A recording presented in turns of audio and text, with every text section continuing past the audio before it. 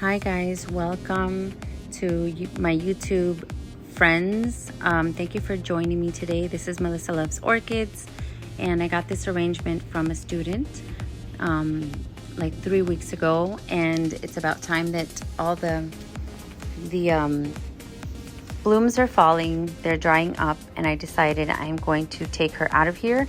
Plus, she's with another plant that doesn't really, I don't think, belong together. They have completely different media, and I took the stakes out. They had clips. It had green moss, very green, that's dried. You can find it at a craft store, not the one that's alive.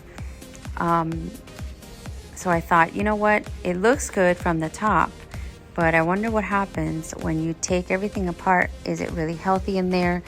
I know that the other plant is probably in dirt, so I'm carefully trying to take the arrangement apart, even though it was really cute and I enjoyed having it.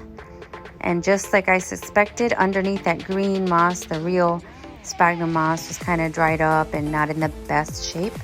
So I figured perfect timing. I didn't want it to sit around in there mixed with the other one for too long, so that I can save her. And I actually got an idea to put her on the cork mount that I had been using. And there's my daughter, always curious about what I'm doing.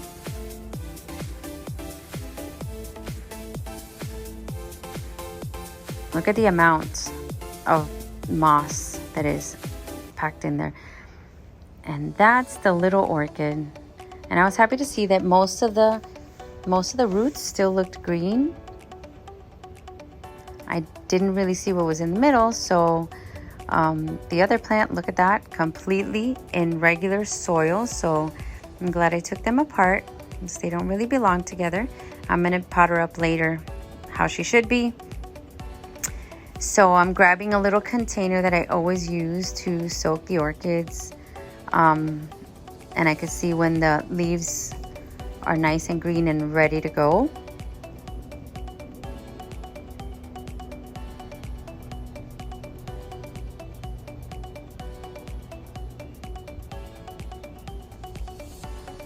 It's like she's taking a nice bath.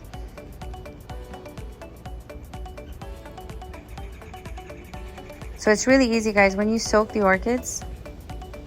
And it's really easy, guys, when you soak it, to loosen up the media that's in there. And it almost like falls out, especially on the small ones. On the bigger ones that they've been packed in there for years, it's work to not damage the roots and take all the media off. It's not the easiest thing.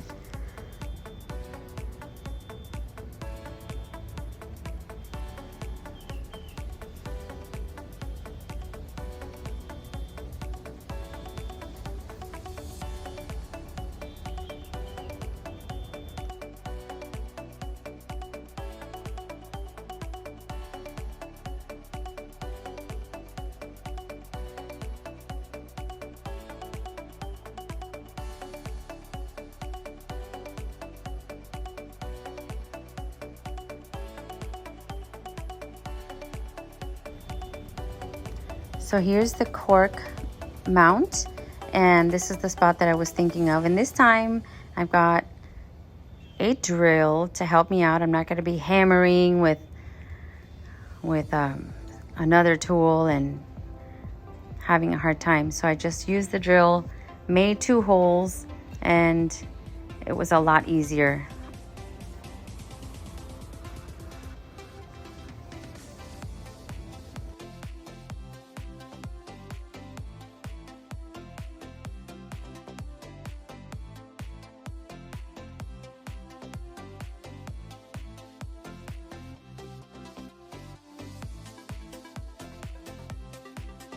Mount is ready. The rest is easy. I spray the roots with hydrogen peroxide, 3%. I learned that was to prevent any kind of fungus and stuff like that when you have roots that could be rotting from being in the media for too long. I also have my shears here, and I'm going to spray them with alcohol just in case. They were clean anyway, but just in case. You don't want anything to pass from plant to plant. Any kind of bacteria or any kind of virus could be passed. So better safe than sorry. Wipe them down every time.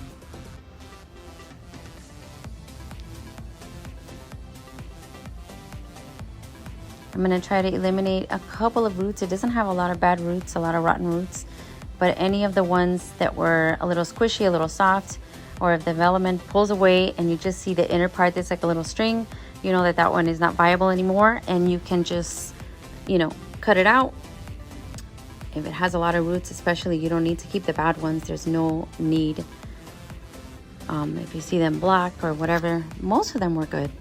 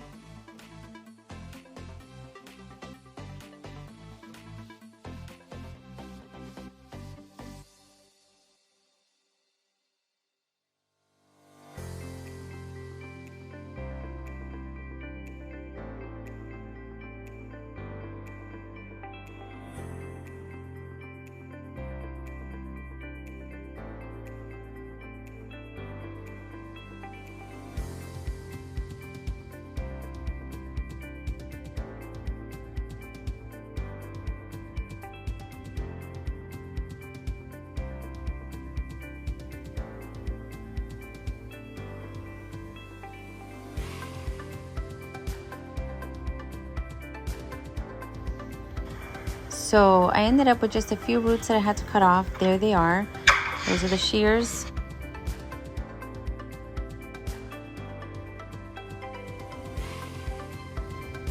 And this is the spot where I was going to attach that little mini phalaenopsis. I already made the holes with the drill, and I put the wire through, kind of making a little loop, and hopefully it's big enough.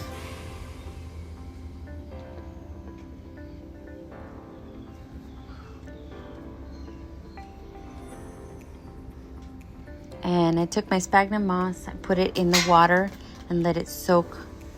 And of course, it's always a mess when you're doing these kind of crafty things. It's always a mess, but it's okay because it's fun, relaxing, and you end up with something pretty, hopefully, at the end. So I put the moss on the back, I put it in the front, and I kind of tried to, I positioned it so that I wouldn't disturb the roots that much. I just kind of try to wrap it around the whole thing. I had to take it out so I could stick it back in, kind of like a sewing situation, but it worked out and it wasn't too difficult at all. I recommend anybody who wants to make something creative, something from nature that can be kind of like a work of art in your patio. You can even keep these indoors. I was really happy with the finished product. I have never made anything like this. It doesn't seem too hard, but at the same time, sometimes it's daunting when you have, you know, something that you've never done before and you don't want to kill the plant. So that's, I think, the most stressful part, because, you know, you want to keep the plant healthy. You don't want to strangle the plant, but then at the end you want something pretty to hang. And I think I accomplished that. And I definitely feel like I'm going to be doing more of these for sure, because it wasn't that hard. I've never even used a drill before and I just grabbed it from the garage, and that wasn't difficult either.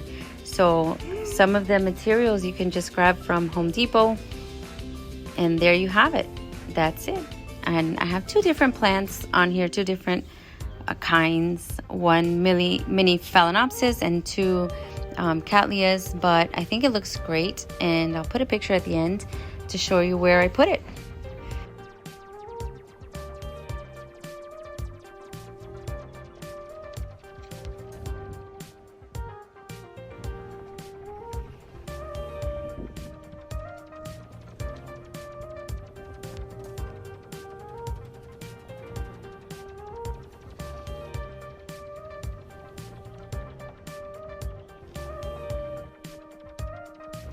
Please like and subscribe.